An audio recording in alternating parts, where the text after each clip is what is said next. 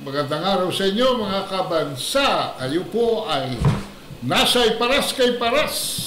At ito yung Nicolado Paglinawan na nagbubungad ng pagbati para kay Kaeli. Okay, magandang araw po sa ating lahat dito po sa Iparas kay Paras. At sa ating sekretary. Dito naman po tayo muli sa ating programa under our podcast, Iparas kay Paras. Kasama po natin, babati ako ng magandang araw kay Paring Ado at of course kay Paring Eli Saludar na isa sa mga pinakamagaling na broadcaster ng ating bansa. At dito tayo, marami po tayong pag-usapan ngayong hapon, lalo na tungkol sa kabulastugan, kasinungalingan at katawa-tawa na SONA or State of the Nation Address ng bangag na Pangulo na si Marcos Macoy Jr.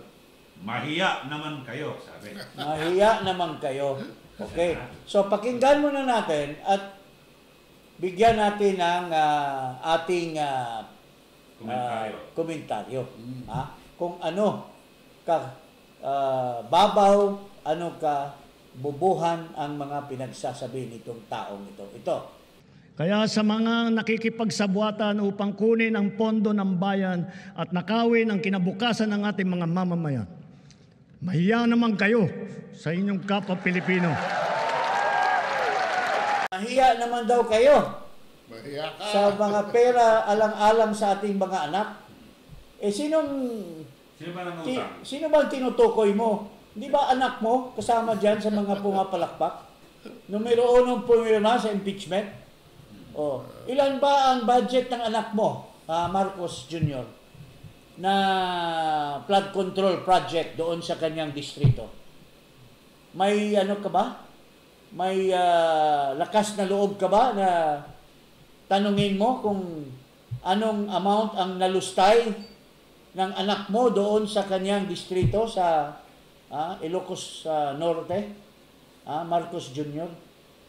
Anong kinabukasan?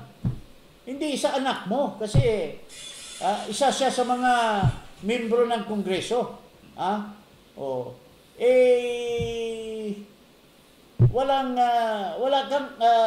kang pag-aaral sa mga pinagdadaldal mo. Paring Ado, anong masasabi mo dito sa kabulastugan na sinasabi nitong Marcos Jr. Kasama na yung anak niya. Kaya mahiya naman kayo sa mga apo natin. Apo. Sa mga apo na mga matitino. Paring Eli, ikaw naman. Okay, dito. Meron tingin mo? notes dito para okay. mas tayo. Okay. Ang binabanggit ni Pangulong Marcos sa kanyang SONA na mahiya naman kayo, kitang-kita niya raw na maraming proyekto para sa flood control ay palpak at gumuho. Yung iba naman ay guni-guni lang, ibig sabihin ghost project para hindi na raw maulit. So yung unang ginawa niya ay yung DPWH ay pinasasubmit immediately ng listahan ng mga flood control projects mula sa bawat rehiyon simula noong yung sa loob ng 3 taon na kanyang termino. Ayun. Okay, pero ganito yan. Okay. Saan ba nanggaling yung pera na nilustay dyan sa flood control?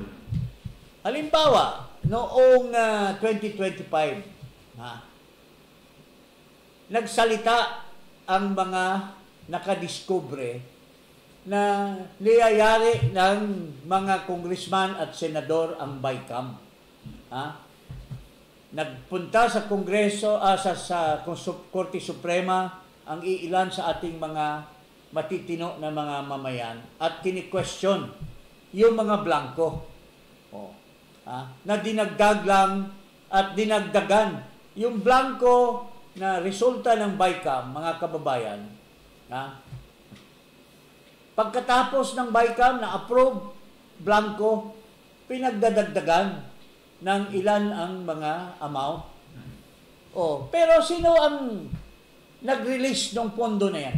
Itong kumag na Marcos na ito.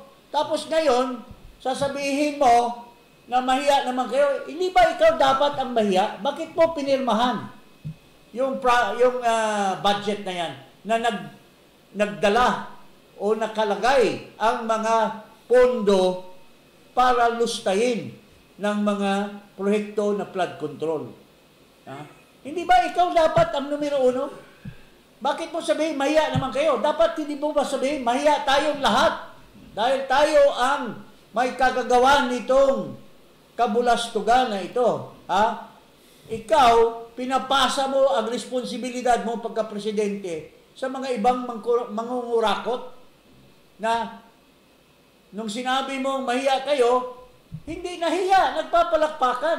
Pero may isa akong napuna na hindi pumapalakpak. Ha? Anong pangalan noon, pare? Yung hindi pumapalakpak? Yung na ngayon na Deputy Speaker. Deputy Speaker. Anong pangalan noon? J.B. Suarez. Oo. Habang nagpapalakpakan ng habang nagpapalakpakan ng mga congressman. Baka hindi siya makukuha yung maging pro chairman. Baka nagdamdam. Baka Hindi siya pumapalakpak sa sinasabi ni Marcos na mahiya naman kayo. Siguro, matino naman yung tatay nito, matalik kong kaibigan yung tatay nito, si Danny Suarez. Hindi ko alam kung itong anak ay matino ba. Ha?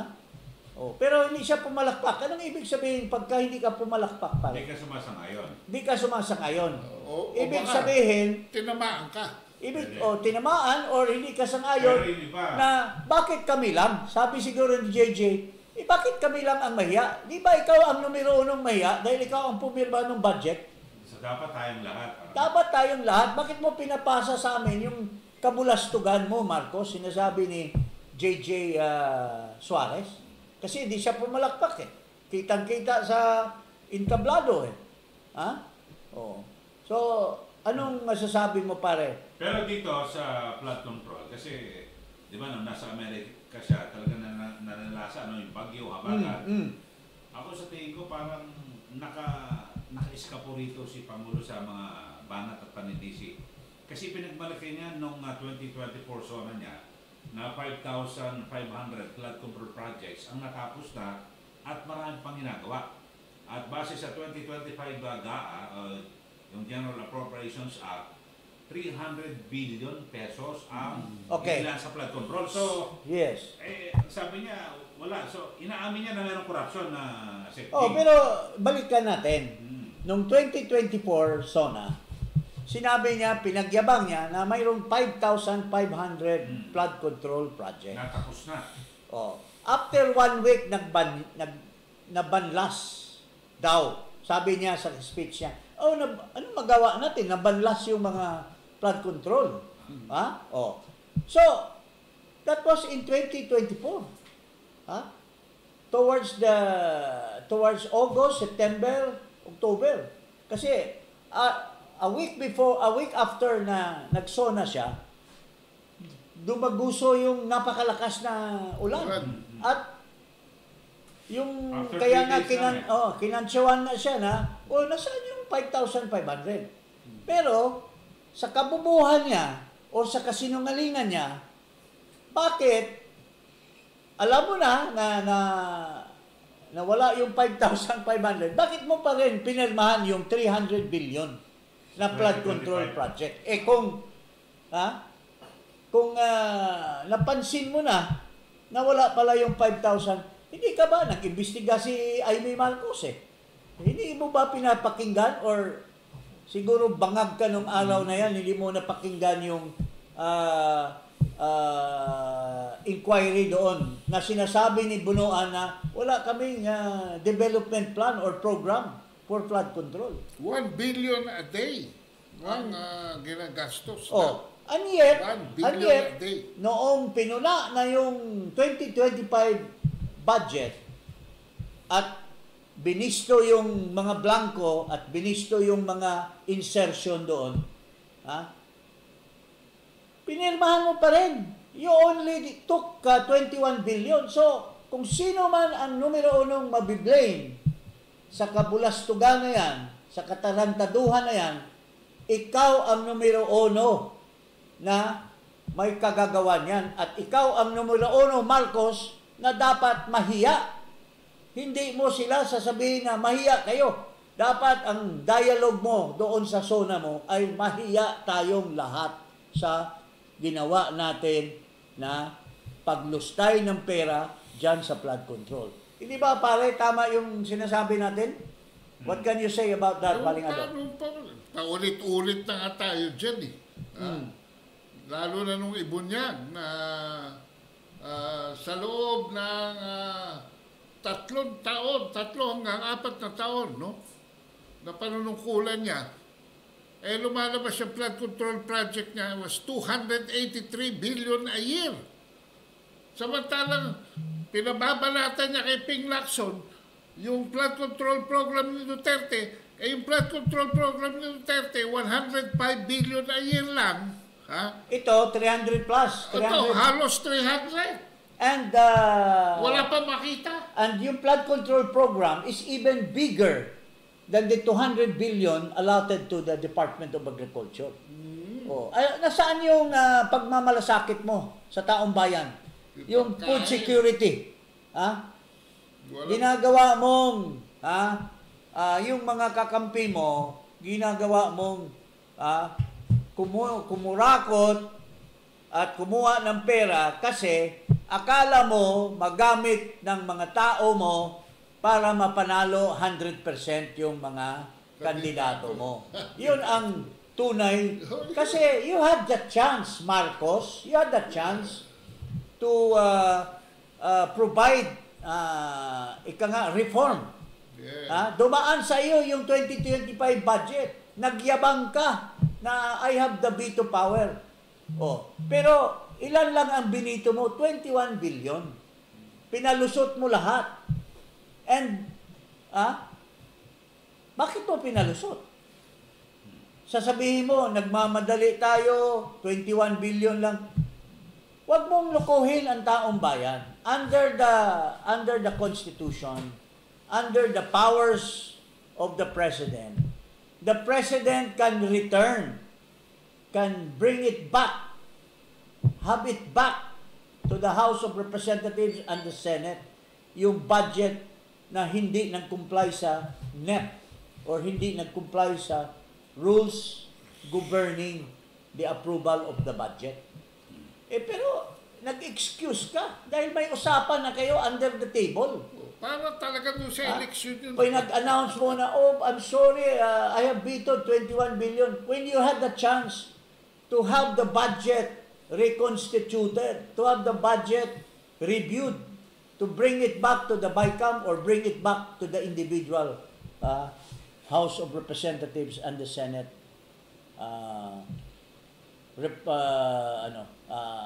individually. So, wag mo sabihin ngayon sa taong bayan at sa mga ningkumpop mo na mga audience dyan na mahiya naman sila. Ito pa, may sinasabi pang isa. Mahiya naman kayo sa mga kabahayan nating naanod o nalubog sa mga pagbaha. Mahiya naman kayo, lalo sa mga anak natin na magmamana sa mga utang na ginawa ninyo nang binulsan nyo lang ang pera.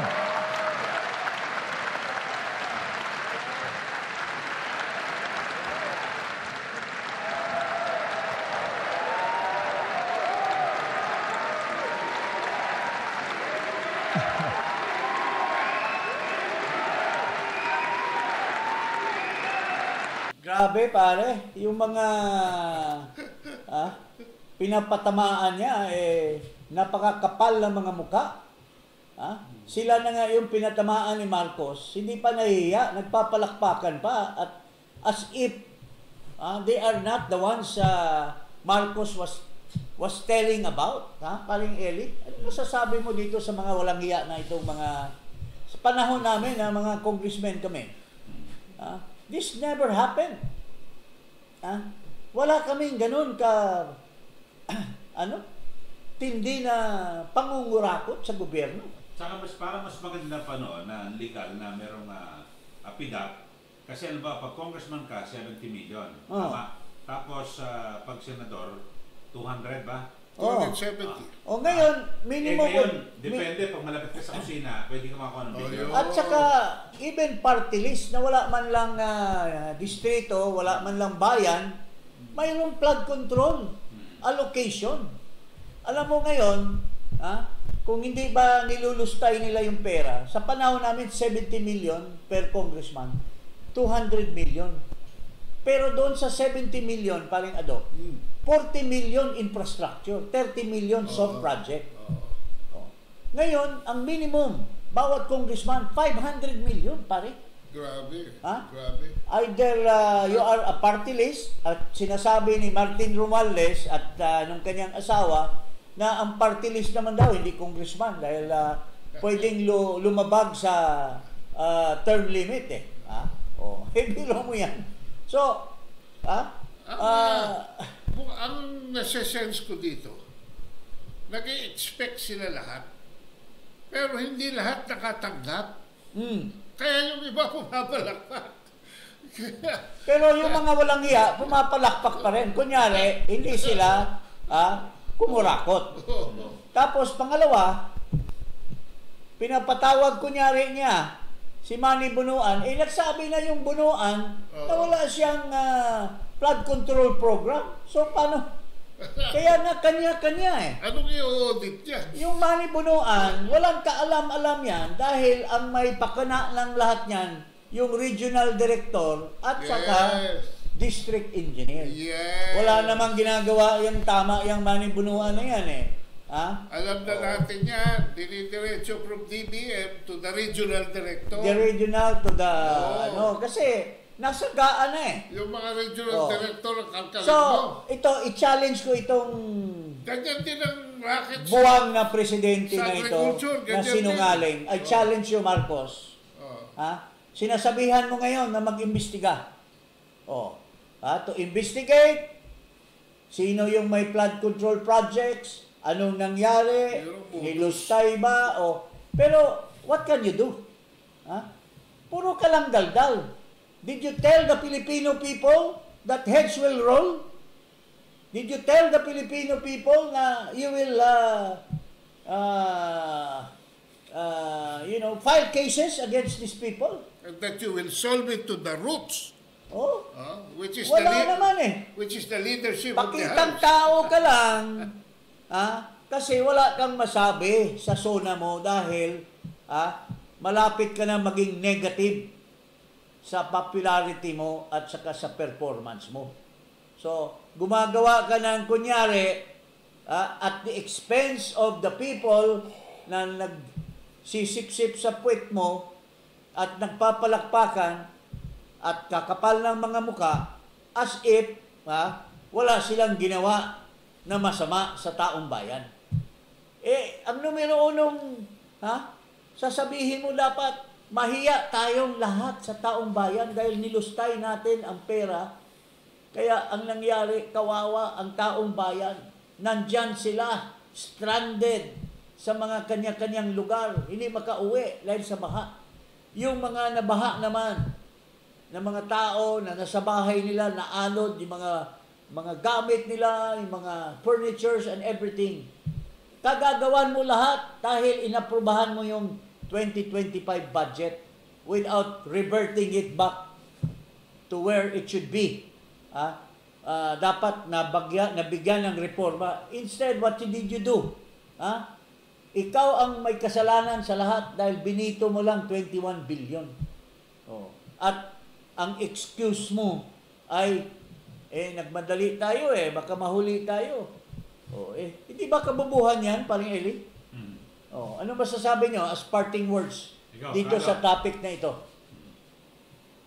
Ako naman, ang binabanggit ni Pangulo, sana, sabi niya sa mga susunod na buwan ay meron daw mga kasuhan at lahat maimbestigahan. Sana wag lang matapos sa sinabi niya sa SONA. Sana ay talagang totoo na meron pong makasuhan at maparusahan sa mga opisyal ng gobyerno na talagang minaniobra at pinagkakitaan itong pondo ng flood control. Dapat ang una diyang maparusahan yung nagpapatupad, the implementing agency at yung mga, alam mo, ang dami na diyang yumaman na mga undersecretary. Yun ang nagsusupervise sa mga bawat regional offices. Mayroon 3 dyan na numero 1 kumurakot ng husto. Itong isang party list, congressman, na dating napakalakas ang puder niyan, siyang tagapamahala ng mga budget dyan. Mayroong isa na kilala ko yung girlfriend, pinapatravel pa sa safari. Ito, kontraktor ito dati, ngayon nagpapasasa na party list congressman. Itong isa, dating party list congressman, ngayon district congressman na dahil balita ko, tinalo niya yung isang kaibigan ko dahil gumastos ng 1 bilyon. Wow. Iyon ang tatlo ang kumurakot ng todo dyan sa mga flood control project. Dati, kinasuhan yan sa ombudsman, nagpunta sa Sandigan Bayan, yung rock netting. Ang laki ng kinita nitong mga animal na ito. Ito pang isa, na party list congressman, ibibisto natin ito. Kasi mali yung mga pinagsasabi ni Joel Villanueva. Kasama daw sa Parmeli. Hindi po kasama yan. May sarili siyang maniobra. 6.7 billion ang project niyan. I have the documents. Kasi nakausap ko yung partner niya. Itong partner niya, dahil naging big shot na siya, hindi binigay yung share. At may mga panahon, I don't care kung mga kaibigan ko ito at mga kasama ko sa Duterte administration. But according to my friend, official ni Duterte, itong walang hiya na itong party list congressman na ito, nakinabang ng gusto kay Duterte. Pero ngayon, pati si Sara tinitira nitong pumag na ito. At ilalabas ko lahat ang dokumento na he made 6.7 billion contract apart from Parmali nung COVID. Ilalabas ko lahat yan. I have all the documents, mga kababayan. I'm just warning you, my friend. Malapit ito sa akin, pero salbahis masyado itong taong ito. But anyway, yun po. So, balik po tayo. Nagyayabang ito si Marcos na ipaimbestigahan daw. Pero ikaw ba, paring Ado, naniniwala ka ba that puro lang daldal yan at walang katuturan yan at it will not end up with prosecuting anyone? Si Kyle, nagbibigay pa na, umaasa pa. Hoping. Ako wala na. Kasi alam ko to si Marcos, para yung sa sine na... Congenital liar yan eh. At saka, Groundhog Day yan. Every day na gumising yan, walang naaalala. Maalala ba niya yan? Mamumonitor ba niya yan? Wala ka. Wala eh. Pagka nakatongga na yan ng ng white milk, wala na yan. But anyway, ito, mayroon pang isa na sinasabi siya, Isa sa publiko natin ang listahang ito. Kaya ang publiko na saksi sa mga proyektong ito ay malayang suriin ang listahan at magbahagi ng kanilang nalalaman para makatulong sa ating investigasyon.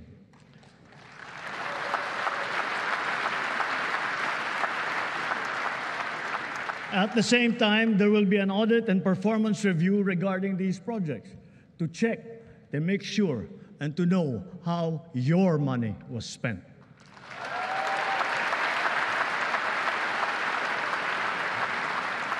Sa mga susunod na buwan, makakasuhan ang lahat ng mga lalabas na may sala mula sa investigasyon, pati na ang mga kasabwat na kontratista sa buong bansa.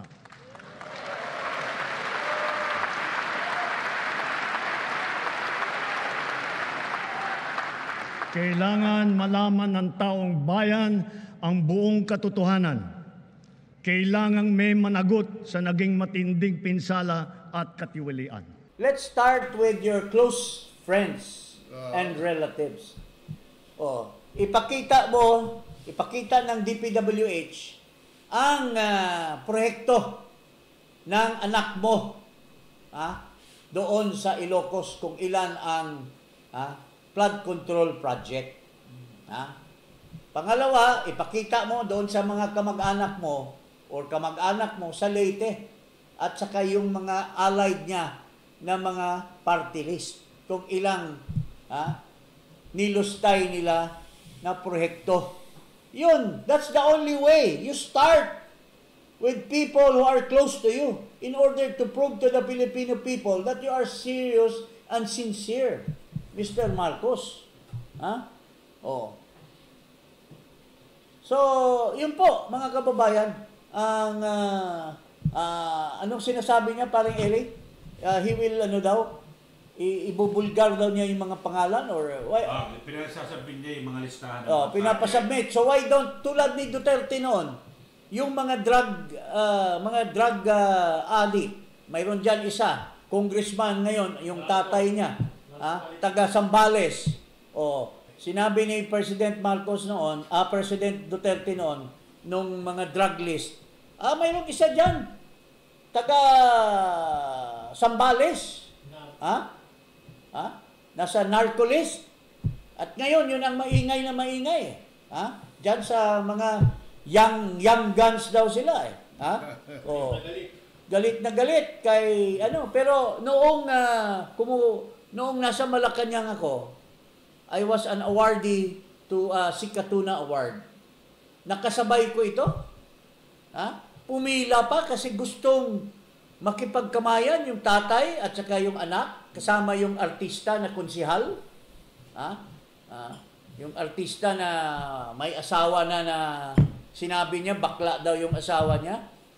Tapos ngayon yun ang kasama nitong lalaki na ito, na nasa narco list yung pamilya nila.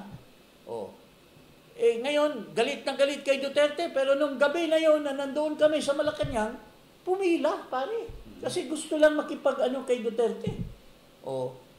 Talagang mga walang hiya itong mga taong na ito. So, kung gano'n ang ginawa ni Duterte, na binunyag niya sa publiko yung nasa narco list, ito naman, anong tawag dito? Flood control. Flood control kurakot list.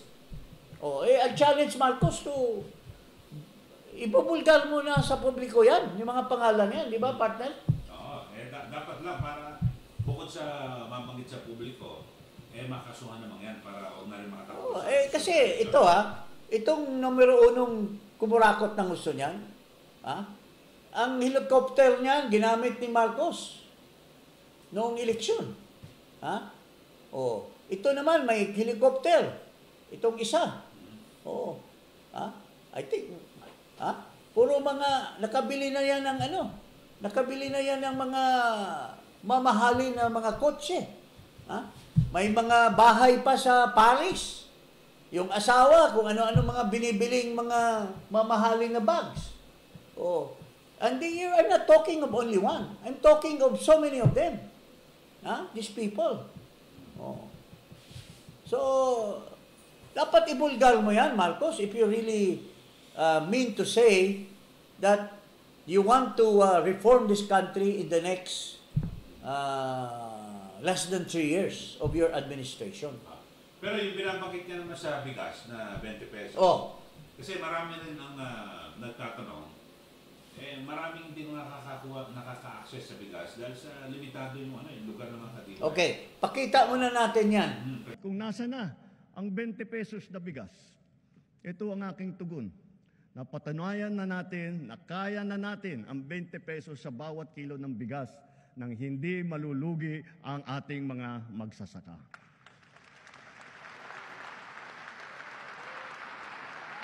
Ang tanong, nasaan ang mga bigas? Saan ba ito mabibili? Kasi napakalimitado po ng lugar. Kaya maraming natatanong. Kasi siyempre, mga mahirap nating kababayan, gusto makabili ng murang bigas. Pero ang sagot niya, basta kaya na natin. Marcos, I challenge you, kaming tatlo, pupunta tayo sa NEPA Q-Mart, or pupunta tayo sa Farmers Market, o pupunta tayo sa Pasig Market, at hanapin natin.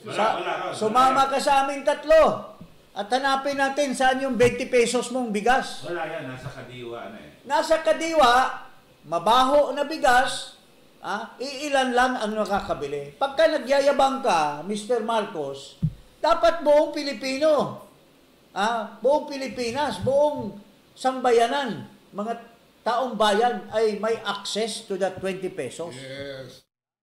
Paring Ado, ano masasabi mo dyan sa kasinungalingan na naman itong bangag na ito? Yung unang issue, naghugas ng kamay. Mm. Itong pangalawang issue, naghugas bigas. Naghugas bigas. Oo. Hindi, tama ba ako? Realidad na raw eh. Tama ba yung aking observation? Oh. May nagtatanong sa kanya. Pero yung sinagot niya, kaya na natin to. Kaya na natin to. Ikaw, Kado, anong mo raw? Pananaw mo raw? Inuulit ko nga, realidad na raw ito.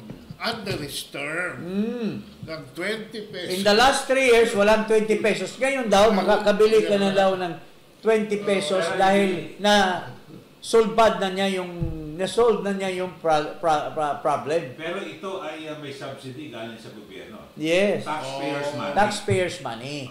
So, hindi Hindi accessible ka talaga. hindi ka honest sa sarili mo. Binubola mo ang taong bayan para lang makatapos ka lang ng SONA makatapos ka lang ng SONA mo at masabi mo lang yung mga kabulastugan na mga dinadaldal mo. Natupad na raw niya yung pangako. Natupad na daw yung pangako. Napako ka. So, malapit ang mag-eleksyon, tsaka natupad yan. minamadali nga nila sabi, naudlot lang kami dahil sa election ban, hindi daw pwede. Pero nasimulan sa Cebu. Diba? Pero lats pa rin yung kandidato naman. So, yun po. Ano pa bang mga pinagdadaldal nito na puro kabulastugan? Tulad nung katatapos lang, galing niya sa Amerika. Hindi natin nakuha ang hinahangad ng Pilipino na mabawasan yung tariff. In fact, may mga nagsasabi na mga ekonomista, yung feelings sila tungkol sa 20%, naibsan lang ng 1%. Okay, dito ba tayo sa issue ng yung pagbabalik ng labas, at kasi noon ng Marcos Senior Administration, ngayon mukhang ibabalik pero parang libreng sakay. Kado, ano bang masabi mo rito? Ang labas ng project yan ni First Lady, nagsimula yan libre. Kaya hindi ko maintindihan kung bakit siya sabi niya na gagawin niya libre ngayon. Pero nagbayad din ng mga nakalas. Of course. Kasi kailangan kumita yun. Ito na lang. Ma-white elephant Yeah, yan. we know that yung labas, kapritsyo ni Imelda Marcos yan. During the time when she was Metro Manila Governor. Metro Manila Transit Corporation. Pero hindi sustainable. Hindi ko alam kung talagang may utak ba itong Marcos na ito. Tingnan na lang yung sa EDSA. Busway. Yung ano ba tawag noon? Rapid transit. EDSA busway. EDSA busway. Busway. During the COVID, nilibre yun. So, nag-volunteer ang certain bus companies na mag-deploy ng kanilang bus. Limited number. Pero, Marcos, nag-aaral ka ba? Nag-aaral ka ba? O talagang walang laman yung utak mo, Marcos Jr.? Nasusustain ba yung busway? At now ngayon, gusto mo maglagay sa Mindanao at saka, how can you compete with the existing bus companies like Bachelors, Ceres Liner, na established na yung at saka may accurate in their time. Pag sinasabing after 30 minutes may dadaang bus, paano mo i-compete? Saan ka kukuha ng pera pambili ng mga bus? Mangungutang na naman tayo at pambili lamang ng bus para sa kapritsyo mo na hindi mo man pinag-aralan. Nakakahiya ka, Marcos. kung ano-ano na lang sinisingit mo dyan sa SONA dahil wala ka talagang magagawa in the next 2 to 3 years because you are dumb. You don't think, Marcos. Ito na naman tungkol sa PhilHealth. Kinuha niya yung pera ng PhilHealth. Anong sinasabi niya tungkol sa PhilHealth? Tungkol sa health services na ibibigay daw sa mga Pilipino. Paring Eli at paring Ado, pakinggan natin at mag-comment po kayo. Lahat po tayo ay miyembro ng PhilHealth. Pinataas at pinaganda na rin. Lahat po tayo ay miyembro ng PhilHealth. Pinataas at pinaganda na rin natin ang mga benepisyo. Lalo na para sa mga karamdaman na laganap dito sa ating bansa. Kapag kayo po o ang inyong kapamilya ay may sakit sa puso, huwag po kayong mag-alala. Covered na po sa PhilHealth ang Lahat po tayo ay miyembro ng PhilHealth. Pinataas at pinaganda na rin natin ang mga benepisyo. Lalo na para sa mga karamdaman na laganap dito sa ating bansa. Kapag kayo po o ang inyong kapamilya ay may sakit sa puso, huwag po kayong mag-alala. Covered na po sa PhilHealth ang pagpapagamot ninyo para sa atake sa puso, sa open heart surgery, heart valve repair o sa replacement. At may cancer assistance fund po tayo. Pandagdag para sa pagpapagamot ng mga cancer patient natin. May pondo rin para sa bakuna laban sa human papilloma virus na nagiging sanhi ng maraming klase na cancer. Para naman sa ibang klase na cancer na hindi sakop ng PhilHealth, meron po din tayong nilaang 1 bilyon at 700 milyong piso para pambili ng mga kinakailangang gamot para sa ating mga pasyente.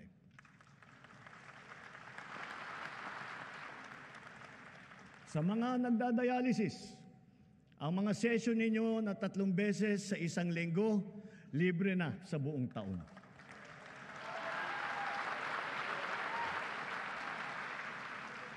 Libre na rin po pati ang mga kinakailangang mga gamot. Kung kakailanganin man ng kidney transplant, inakyat na natin ang limit hanggang 2,100,000 piso mula sa dating 600,000 piso.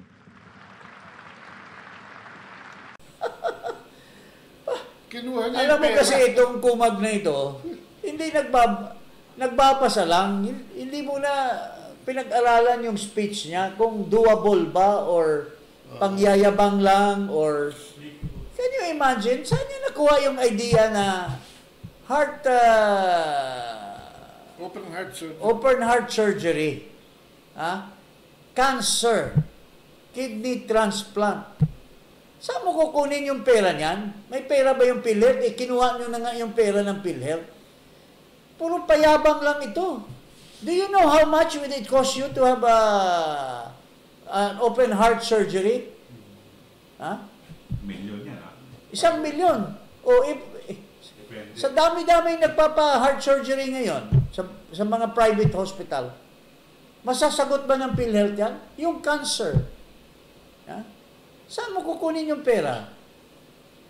Yung kidney transplant, maghanap pa ng ano yan. Tapos yung sustenance niyan. After you have maintenance yan. may maintenance yan. So gusto mo pa-transplant mo lang pagkatapos hayaan mo na lang mamatay. Gagastos ang PhilHealth pero yung to sustain, wala. Pare, mag-comment kayo dyan sa kagaguhan nitong pero tao. Pero dito, okay ako talagang matutugunan yung pondo. Pero ang masakit dito baka umasa yung tao. Yes. He's diba, giving false hopes to the people. Baka umasa lahat, nalibre tayong lahat. Yun, baka mali ang maging intindi ng ating kababayan. Pag DOH hospital daw, libre na lahat. Paano naging? Wala kang babayaran. Alam mo, nakausap ko pa nga yung ating Secretary of Health. Nagpapahanap pa nga siya ng mga investors dahil kulang ang pera ng Department of Health.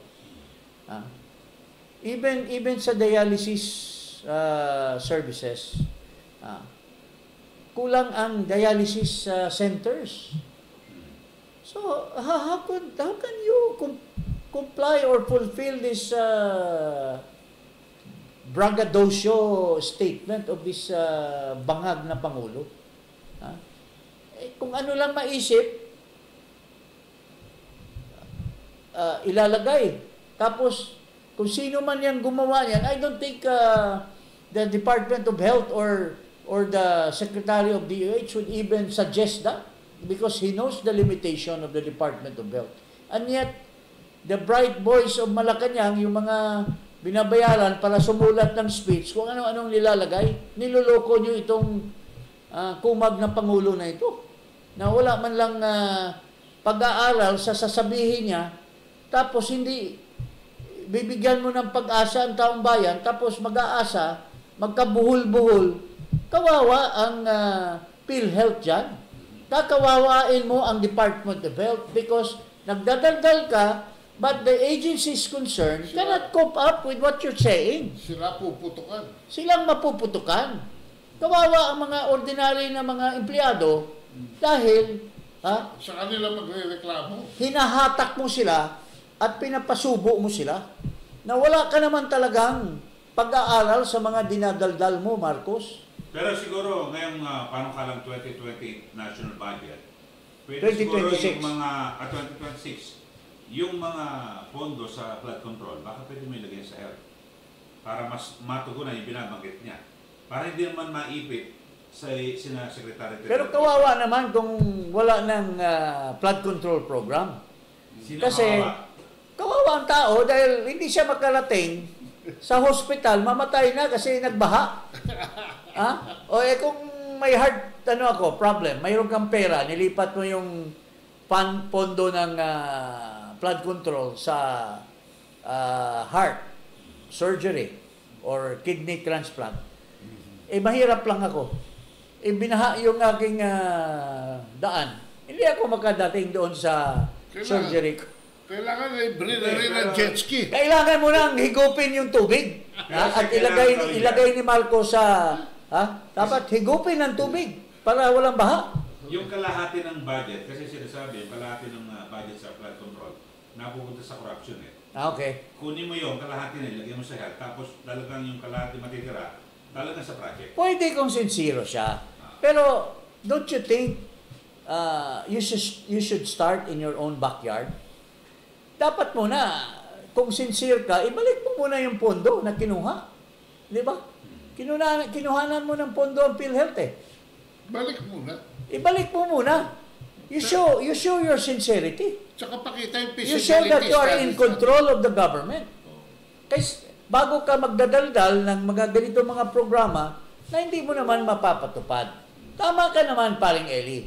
I mean, there are a lot of money in the government which can be diverted to good use, provided the one running the show is really sincere, honest, and knows his competence.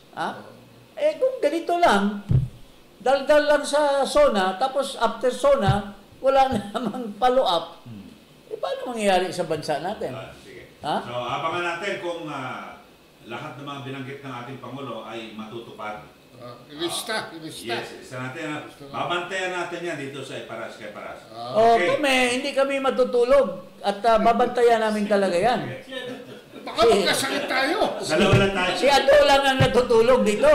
Baka magkasakit tayo. Wala pa yung libre. Okay, sige, Kato. Anong last parting words nyo? Well, yan ang ating susubaybayan mga kabansa at hawak kami ng listahan.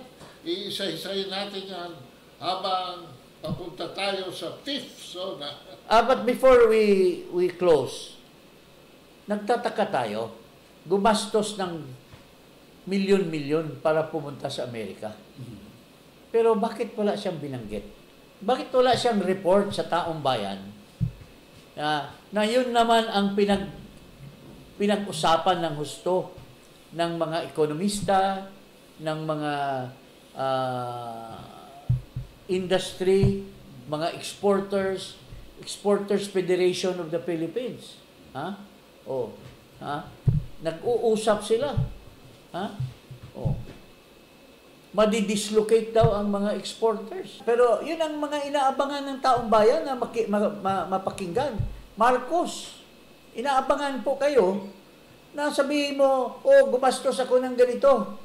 O, bumalik na ako galing sa Amerika. O, anong napala ng mga Pilipino? Bakit hindi mo sasabihin? Anong napala? Anong ang consequences ng 19% tariff sa mga exported goods? Anong consequence ng zero tariff ng mga produkto ng Amerika na darating sa Pilipinas? Wala ka man lang write-up, wala ka man lang binanggit. Ha? Kagagaling mo lang, dapat nga sana yun ang number 1 na i-discuss mo dahil interesado ang taong bayan. Tapos, ikaw ang namumuno. Ha? Kunyari, ayaw mo ng impeachment ni Sara. Pero alam naman natin na ang anak mo, numero 1 pumirma. So, inutusan mo yan, pumirma yung anak mo. Alam nga naman, wala kang alam. Alam mo naman, ang asawa mo lang ang may say. Oh, inutusan mo yung anak mo, pumirma. Pero bakit wala kang binanggit sa desisyon ng Korte Suprema? Ha? People expect you. Oh. Okay, pag-usapan na yan sa susunod na... Iniiwasan mo, ha? Iniiwasan mo yan. Yung mga impeachment. issues na yan. Bakit kaya? Dahil wala kang masabi. Oh, yun lang po, Okay. mga kababayan. Okay, huwag kalimutan mag-subscribe dito sa Iparas Kay Paras at i-click ang notification bell. Maraming salamat. Maraming salamat. Maraming salamat.